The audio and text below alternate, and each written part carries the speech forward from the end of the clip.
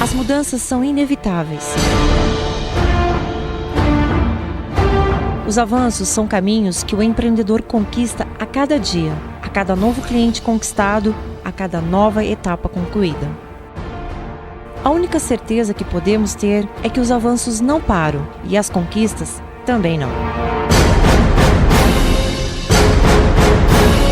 Venha conquistar conosco, venha compartilhar conosco, venha conhecer a chave do sucesso.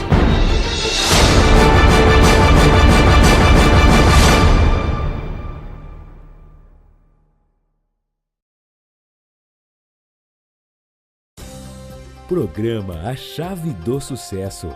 Apoio Macro 4 Treinamentos Corporativos. Anúncio Marketing. Grupo Empreendedor Consultoria. Coisas de Ana Valéria, acessórios em prata.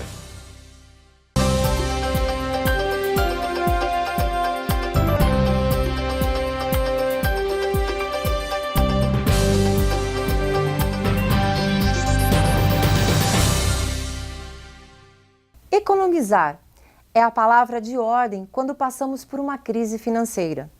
Nos últimos anos, o empreendedor foi prejudicado pela crise instaurada. Será que já podemos respirar mais aliviados? Será que podemos pensar em investimentos, crescimento, ampliação? E a resposta é sim. Para o empreendedor não existe limites, não existe impossível, não existe desistir. O programa Chave do Sucesso traz a oportunidade de analisar um pouco mais o cenário do mundo do empreendedorismo. Eu sou Liz Vargas e o nosso programa é a Chave do Sucesso.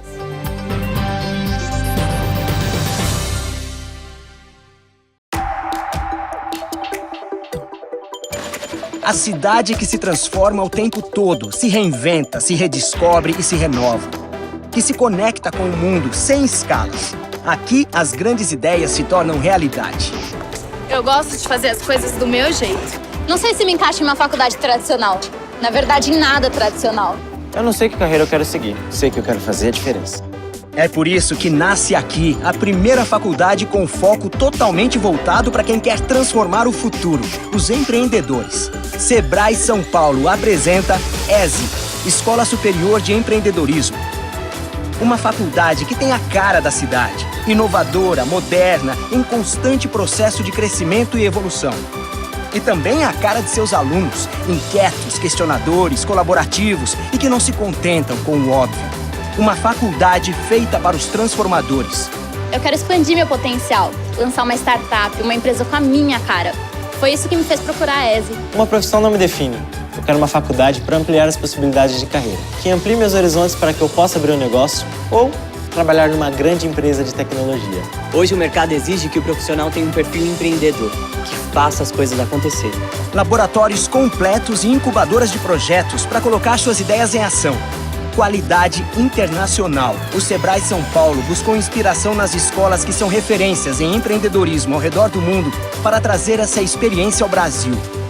Programa pedagógico inovador, nota máxima no MEC. E tudo isso com o DNA empreendedor do Sebrae. Saber que tem a experiência do Sebrae dá mais segurança, claro. Nada melhor do que aprender com quem é referência em empreendedorismo no Brasil. Os professores são super qualificados e a estrutura do Sebrae ajuda muito na hora de colocar ideias de pé. ESE, Escola Superior de Empreendedorismo Sebrae São Paulo. O futuro é de quem faz.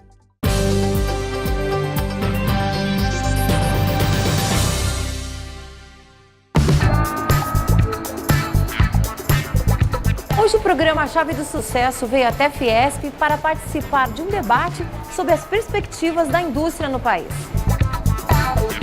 Eu acho muito importante esse tipo de eventos para desenvolver esses debates. A gente conversa todo dia sobre isso, como ser competente no mercado hoje. O evento aconteceu na sede da Fiesp, no centro de São Paulo, e contou com mais de 50 lideranças para debater sobre o momento da indústria no país. O Brasil passou e está passando por uma crise muito forte. Isso nos afastou um pouquinho do desenvolvimento e da modernização do parque industrial brasileiro, enquanto que outros países estão mais adiantados com relação à incorporação dessas tecnologias no dia a dia das empresas. Agora, nós temos como recuperar essa desvantagem em relação aos outros países, mas para isso a gente tem que criar condições para atração de investimento e um ambiente de negócio mais favorável aqui no Brasil. O custo Brasil também foi um tema muito discutido. A logística do Brasil é uma coisa muito cara. Hoje foi mencionado, por exemplo, o container da China para vir aqui em São Paulo, o custo é o mesmo do que depois dessa carga remover para Goiás, para o interior do Brasil, por exemplo. Então, isso é um custo muito alto para as empresas, não só para as empresas de fora, para as empresas brasileiras também que não são competitivas com os outros países, né? Que o mundo hoje está unido, não tem país grande nem país pequeno. A Eslovênia é 100 vezes menor em população do que o Brasil e exporta, por exemplo, 1/4 do que o Brasil exporta, apesar dessa diferença de população. O segundo vice-presidente da Fiesp-Ciesp, Federação das Indústrias do Estado de São Paulo, José Ricardo Roriz, enfatiza a necessidade de observar os rumos da tecnologia e sua aplicação nos modelos de negócios. Tem muito modelo de negócio que até então ele era viável, ele era competitivo e não vai ser mais porque o modelo de negócio muda e muitas vezes muda por causa de uma nova tecnologia. Então a tecnologia é fundamental. Agora, além disso, você tem todo um pipeline de novas tecnologias que você tem que acompanhar e incorporar na sua empresa, se for o caso, para que você, com processos inovativos e utilização de boas tecnologias, né, você consegue sair na frente da sua concorrência. E muitas vezes quando você fala em inovação, você acha que é gastar dinheiro, ter que fazer investimento. Às vezes uma simples inovação com um custo muito baixo, você consegue incorporar nos seus produtos algumas características que os concorrentes não têm. Então é principalmente modernização, modernizar processo, modernizar a sua forma de analisar o mercado, o que o cliente quer, o seu canal de suprimentos, né, de produtos que são utilizados na sua fábrica, você ter uma boa relação com seus fornecedores, de modo a desenvolver produtos mais inovativos e que tenham uma atração maior do consumo. Então, uma pequena empresa, hoje, são aquelas que mais inovam. Apesar de todas as dificuldades, né, mas é um mercado muito promissor, em crescimento, um mercado de 200 milhões, com muito para acontecer ainda. Então, eu sou positivo nesse cenário. Assim. Você tem uma parcela pequena de empresas que já estão trabalhando utilizando essas novas tecnologias do que a gente chama de indústria 4.0, mas a grande maioria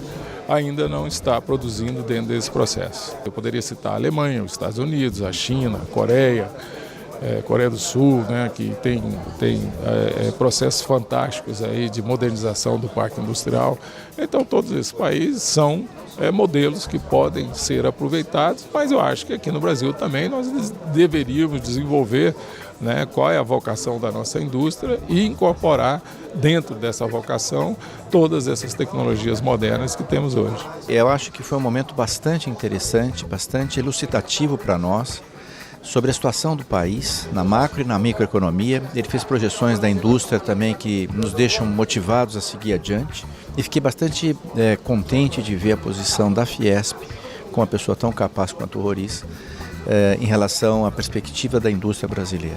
É um país que está sempre no radar de grandes investidores, e por que não dizer os pequenos e os médios que vêm no rastro dos grandes, não é? Porque a hora que vem um grande investimento, toda a indústria de serviços e de manufatura realmente acompanham isso. A gente depender cada vez menos de governo e depender muito mais das nossas ações para que a gente se torne competitivo.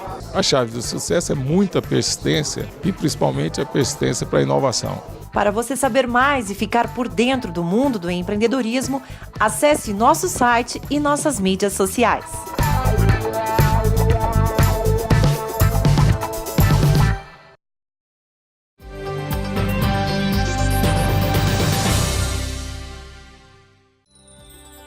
Você está assistindo o programa A Chave do Sucesso.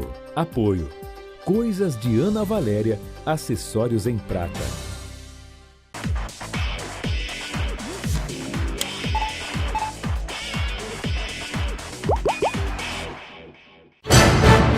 As mudanças são inevitáveis.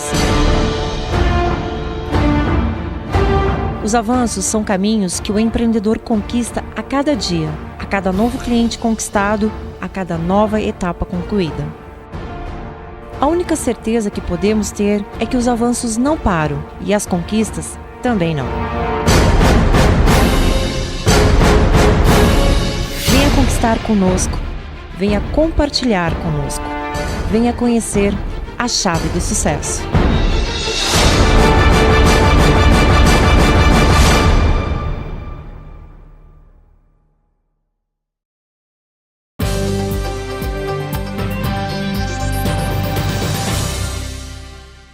Em nossa entrevista de hoje, recebemos Pedro Afonso Gomes, economista pós-graduado em mercado de capitais, direito empresarial e estratégias empresariais, ex-coordenador da Comissão de Perícia e Arbitragem, conselheiro e presidente do Corecon SP, diretor vice-presidente de comunicação e atual presidente, até 2020, do Sindicato dos Economistas no Estado de São Paulo, Sindicom, para falar sobre o tema Perspectivas Econômicas para 2019. Seja bem-vindo, Pedro. Um prazer tê-lo aqui no nosso programa. Eu que agradeço, Liz, pela oportunidade de estar aqui com vocês. O que pode mudar para os empresários e funcionários com a reforma da Previdência que está na agenda do Congresso agora para 2019? Ainda nós não temos um modelo exato de como será essa Previdência, porque a gente está ouvindo no rádio, televisão, jornal, que há muitos conflitos, ou seja, grupos de pressão que estão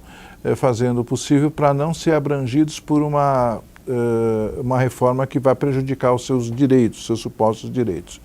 Mas o que a gente pode dizer de modo geral é que a reforma da Previdência é essencial neste momento, porque os gastos públicos, em que a Previdência é um item muito importante, estão bem acima da capacidade que o Brasil tem de gerar riquezas e renda durante muitos anos. Então, quando a gente tem uma previdência descontrolada, ou seja, gastos governamentais descontrolados, isso acaba prejudicando por demais a economia. Porque apenas um item de economia, de teoria econômica que não vai cansar ninguém, é para dizer o seguinte: cada R$1 que o governo injeta na economia, grosso modo, ele tem um retorno para a sociedade de R$5. Isso é uma conta muito antiga, é um número muito antigo. Toda vez que o governo não tem capacidade de investir, esse R$1 não sai do governo para a sociedade. Por isso ele não circula e por isso ele não propicia a geração de riqueza. Então esse é o grande problema do déficit público, quando o governo não investe. E aí vem o quê? Não é só a reforma, mas a reforma vai fazer com que empresários e trabalhadores tenham possibilidade de uma renda maior no curto prazo e com isso a economia começa a girar e girando todos acabam ganhando de alguma forma, seja através de uma maior riqueza, de uma acumulação de riqueza, seja de uma renda que dê a sustentação. Então esse é o primeiro ponto significativo do ganho para os empresários, que é, grosso modo, é isto. Você acha que esse vai ser o grande impacto para a sociedade brasileira no geral? Será, não é só isto. Na verdade, esse é um dos itens fundamentais, é que o governo tente acertar os seus gastos e que, especialmente, acerte o alvo. Como eu digo, acertar o alvo significa tirar de quem realmente tem. Sim. Nós, na verdade, sempre acabamos, ou o governo de um modo geral, acaba tirando de quem não pode pagar mais, que é a pessoa que trabalha e tal. Infelizmente, ainda as instituições financeiras não estão sendo atingidas, mas é notícia que o governo vai taxar mais as instituições financeiras, que são aquelas que têm um maior poder de contribuir com a sociedade, já que ganham tanto, né? Sim. Mas, de qualquer forma, é essencial, sim, não é a única coisa, porque o essencial para a economia girar é o investimento, e para ter investimento precisa ter confiança, e a reforma da Previdência ajuda a ter confiança, eu digo a confiança dos trabalhadores, dos empresários, dos financiadores, dos investidores. Se sentirem seguros, né? Isso, de que investindo eles vão ter um retorno. Exatamente. E ao mesmo tempo, esse retorno de alguma forma passa pela renda, ou seja, precisa ter trabalho, as pessoas precisam ter renda para que possam gastar e gastando realimenta a economia. É basicamente isso. Então a reforma da Previdência entra nesse circuito. O impacto da Previdência na vida dos empresários, dos autônomos e trabalhadores que estão empregados. Certamente o empreendedor, o pequeno empreendedor, o empresário, né, que não tem assim uma grande empresa, ele vive muito semelhantemente a um trabalhador. Parece que não, mas ele trabalha muito e ele vive, ele depende muito do empenho que é dado pelo governo ou por outros agentes, né, na geração de riqueza, de renda. Então, depende das grandes empresas, tal. Então, acho que a própria reforma da Previdência vai ajudá-lo no sentido de permitir especialmente que ele contrate pessoas com um custo um pouquinho menor, que as pessoas tenham essa renda, que ele tenha um planejamento melhor. Hoje, infelizmente, no Brasil, o empresário não faz planejamento para mais que um mês. Sim. Porque ele não tem certeza do que vai ocorrer daqui a um mês, ele precisa depender só dos pedidos que tem em carteira. Alguns, é claro que não é exatamente isso, e as grandes empresas acabam dominando em certo sentido, porque elas impõem. Então, dando um exemplo, na indústria automobilística, as grandes empresas já disseram que só vão começar a mudar o perfil de pedidos em 2022, nós estamos falando de 3 anos. 3 anos. Elas comandam, então elas têm esse poder, enquanto que o pequeno empresário tem que se subordinar um pouco a isso, né? Eu entendo. E também ele precisa se sentir mais estimulado, eu acho também, né? Para ter essa coragem, encorajado e acreditar. O fundamental é você sempre acreditar. Eu trabalho na minha vida já há muitos anos, desde que trabalhei em banco, mas depois como autônomo, com empresa de consultoria. A minha consultoria já atendeu mais de 1.500 empresas. Uma pergunta que sempre o empresário faz: eu não estou fazendo papel de bobo ao trabalhar, ao investir o meu patrimônio, enquanto que se eu estivesse com esse mesmo dinheiro, né, em vez de investir, eu estivesse num banco, eu não estaria mais tranquilo, só com rendimento de banco, só com aquilo? Será que não? Na verdade não, se ele trabalhar bem, é evidente que ele ganha mais, normal, mas é claro que o risco é grande. Então, atribuir ao empresário, que eu lhe diria, dentro do Brasil, eu sempre digo isso, tanto para trabalhadores quanto para empresários, o empresário no Brasil é também um herói. Com toda certeza. Herói naquele sentido de que é uma pessoa que poderia estar acomodado, poderia tirar de lado a sua responsabilidade social e deixa o dinheiro no banco e acaba, não tem emprego, não tem mais nada. Não, ele ao contrário, vai lá e muitas vezes, essa é a minha experiência, os pequenos e médios empresários se preocupam extremamente com seus funcionários. Sim. E vão atrás de buscar o melhor que ele pode dar. Às vezes ele não consegue, mas que ele busca, ele busca. Não há pequeno e médio empresário que não seja sensível à questão social, até porque normalmente ele está numa comunidade pequena que também ele acaba fazendo parte de alguma forma, né? Mas sempre o pequeno quer fazer tudo certinho, né? Sim. E é preciso muita coragem num cenário tão incerto nosso, isso, né? Politicamente, financeiramente, e realmente são bastante corajosos. As reformas trabalhistas geraram o efeito desejado? Você acha que foi eficiente? Eu não estou vendo ainda grandes repercussões, não. Eu não estou. Eu, pelo menos dos dados que eu tenho, não. Porque a ideia da reforma trabalhista era propiciar mais empregos, né? E o que eu estou vendo é que está se transformando empregos que seriam mais estáveis na situação anterior por empregos intermitentes. Não estou vendo o maior número de vagas. De fato, houve uma redução no final do ano do desemprego, houve um pouquinho. Mas a informalidade está aparecendo muito, né? Pois é, a informalidade, aquilo que a gente chama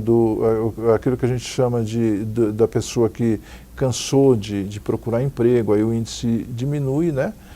E o índice de desemprego diminui, e o que está acontecendo é que está se transformando. Isso. Agora, evidentemente que sempre que a gente tem uma redução do peso dos encargos sobre o trabalho, sobre o salário, isso ajuda a aumentar o nível de emprego. Mas veja, não é um problema da reforma trabalhista. A reforma trabalhista, ela ajuda, do ponto de vista jurídico, ao empresário ter encargos menores e uma certeza maior sobre aquilo que ele está fazendo, né? Mas o problema é que nós temos que fazer girar a roda. Não vai haver empresário, por melhor que ele seja, por mais bonzinho que ele seja, que crie empregos quando ele não precisa de empregos mais, né? Exatamente. Ele não vai criar, se ele tem 100 empregados e ele precisa de 100 empregados, não vai ser ele falar, só porque mudou a reforma trabalhista eu vou contratar 20. Para fazer o quê? Então ele precisa que essa roda da economia gire, porque senão ele não vai contratar. Com toda certeza. As perspectivas para 2019 em relação à nossa economia, na nossa economia interna, você acha que nós estamos no início do fim da crise, finalmente? Alguns indicadores dizem isso, dizem que pelo menos nós não vamos para trás mais, né? Que vai para frente, vai, mas vai devagar. Pelo que se diz, vai demorar muitos anos, como a gente já tinha essa perspectiva, de voltar ao nível de 2014, né? Infelizmente, nós temos até 2024, pelo menos esses são os números que existem, para você voltar aos níveis de 2014. Mas a economia, de um modo geral, é importante dizer isso, ela precisa ir no caminho certo. Se ela vai com maior vagar ou com maior velocidade, isso é uma questão que seria bom que fosse com maior velocidade, mas nem sempre é. Nós estamos numa situação em que o desemprego é muito alto, e também, qual é a outra forma que não é o salário para você movimentar a economia? É o crédito. Ou seja, em certos momentos, a economia brasileira cresceu muito porque o crédito foi facilitado. Não adiantou muito porque hoje nós temos 62 milhões de pessoas negativadas no Brasil. Ou seja, tem que saber usar o crédito, né? Na verdade fica ali, você tem crédito para isso, para aquilo, você vai gastar, você fica negativado, aí você não consegue ter crédito para você fazer as outras coisas que você quer fazer a partir de agora. Comprar uma geladeira, não, você só vai comprar a geladeira no dia em que você tiver dinheiro em mãos. Sim. Então, significa que o produtor de geladeira não vai poder produzir a geladeira porque não vai ter quem compra. O produtor de geladeira, por sua vez, não vai comprar os componentes, que não vai comprar o ferro e o aço e assim por diante. Então, essa sequência toda da economia faz com que você pense o seguinte, o rearranjo dessa sequência, dessa cadeia de produção, que vai desde lá o primeiro item, muito provavelmente na agricultura ou na extração mineral, etc., até o último, que é a loja e a pessoa comprar, isso tem que ir ajeitando, que não é de uma vez. Sim.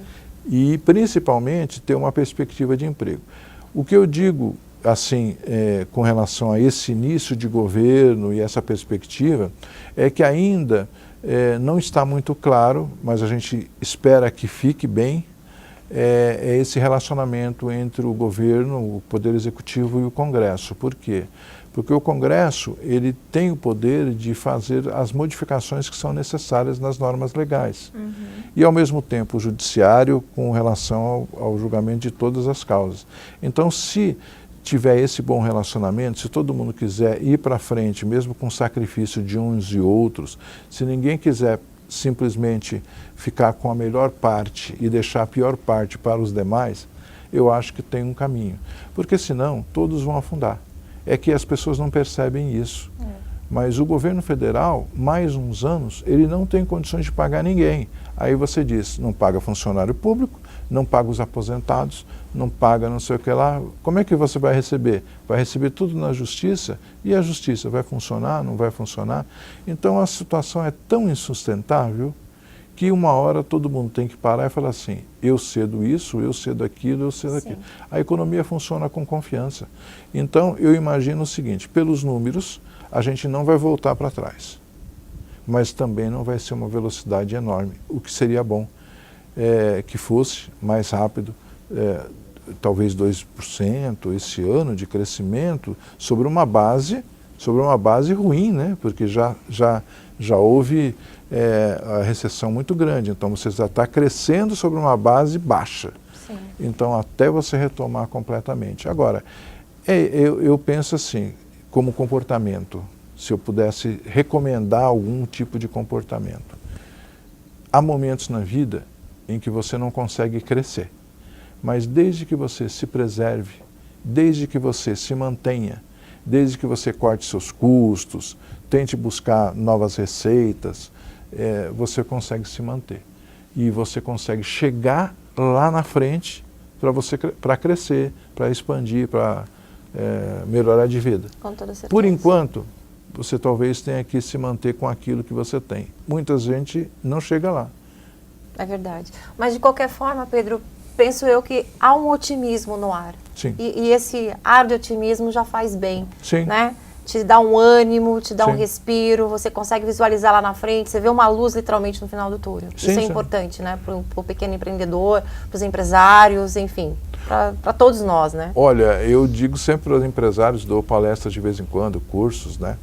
E desculpe aí se alguém vai achar ruim, porque eu vou brincar. Se você não fosse empresário que não é otimista, ele arruma um emprego público, faz um concurso e fala assim, vou ganhar. Pra ficar estável, hoje nem emprego público tem mais certeza de que vai receber o salário. Exatamente. Mas você tem emprego, agora salário já é outra coisa. Então, né? A primeira condição para ser empresário é ser otimista. É ser otimista. Senão... Corajoso e otimista. Não, fazer outra coisa na vida, né? Para finalizar, qual é a chave de sucesso, Pedro? Olha, não sei se eu tenho essa chave. Eu trabalho há 50 anos, preciso continuar trabalhando, portanto, talvez não tenha tido sucesso. Mas eu digo um currículo assim, desse, como não ter sucesso, né? Mas eu digo assim, eu sou feliz no que eu faço. E acho que ajudo muita gente que também faz sucesso. Muito importante. Esse sucesso eu não traduzo simplesmente em questão monetária, em valor. Sim. Eu acho que tem que juntar o que você gosta com aquilo que você sabe fazer, com a repercussão que isso tem na sociedade. Se alguém é muito egoísta, eu digo para você, ele pode ter um caminho esplêndido durante um tempo, mas chega uma hora que ele não vai mais. Sozinho não vale nada nenhum. Então eu diria, tem alguma chave do sucesso? Eu diria, trabalhar honestamente. Sim. E sempre procurar melhorar naquilo que você faz. Então, se você é um empresário, melhora a sua empresa, melhora o relacionamento com seus funcionários, melhora o atendimento na sua clientela, melhora a sua gestão. Verdade. E tem espaço para isso em todas, não tem nenhuma empresa que está 100%, sempre 100%. Sempre vai e volta, vai e volta, vai e volta, né? A vida. Eu diria isso. Não sei se isso é um segredo de sucesso. É como a gente vai levando a vida. Exatamente. Foi ótimo, viu, Pedro? Mas, infelizmente, o nosso tempo é limitado para um assunto tão vasto e importante como esse. Mas, desde já, eu deixo o convite para que você volte no nosso programa, sabe? Sempre a gente tem esse papo agradável, esclarecedor, ok? Muito obrigada pela sua presença. Obrigado a você, simpatia da entrevista, e o assunto é muito interessante e estou à disposição de sempre, os sindicatos economistas também.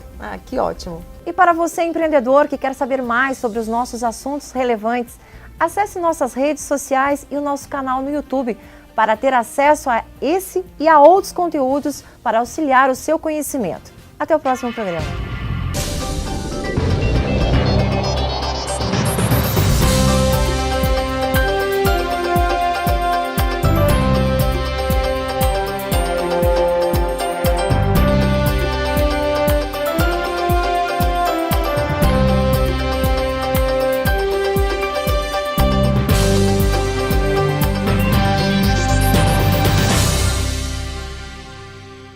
Grupo Empreendedor Consultoria. Contamos com equipe capacitada para atender a sua empresa nas áreas de consultoria contábil, financeira, recursos humanos e departamento pessoal, proporcionando segurança e tranquilidade para o controle gerencial de micros, pequenas e médias empresas. Grupo Empreendedor Consultoria. O negócio é seu, a responsabilidade é nossa.